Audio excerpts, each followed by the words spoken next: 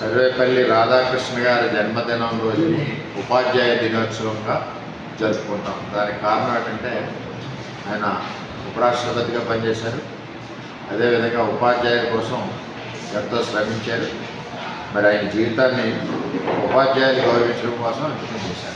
చేత సర్వేపల్లి రాధాకృష్ణ గారి జన్మదినం ఉపాధ్యాయుల దినోత్సవం. ఉపాధ్యాయుల దినోత్సవం సందర్భంగా నియోజకవర్గ ఉపాధ్యాయుడికి, అదేవిధంగా మరి మన జిల్లా ఉపాధ్యాయులందరికీ కూడా ఉపాధ్యాయ దినోత్సవం సందర్భంగా శుభాకాంక్షలు తెలియజేస్తాం.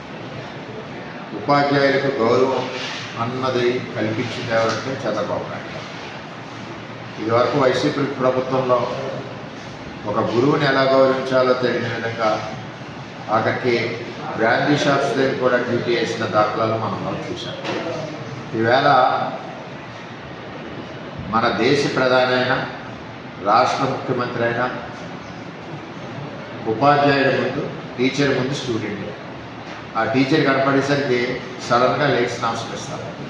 అంటే ఈ దేశ భవిష్యత్తును తీర్చిదిద్దేదే ఉపాధ్యాయుడు. యువతను తీర్చిదిద్దేదే, మంచి మార్గంలో తీర్చిదిద్దేదే ఉపాధ్యాయుడు.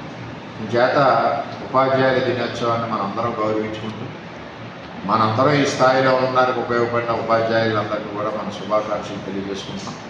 మరొకసారి పిఠాపురం నియోజకవర్గ ఉపాధ్యాయులందరికీ పేరు పేరున శుభాకాంక్షలు తెలియజేస్తున్నాం.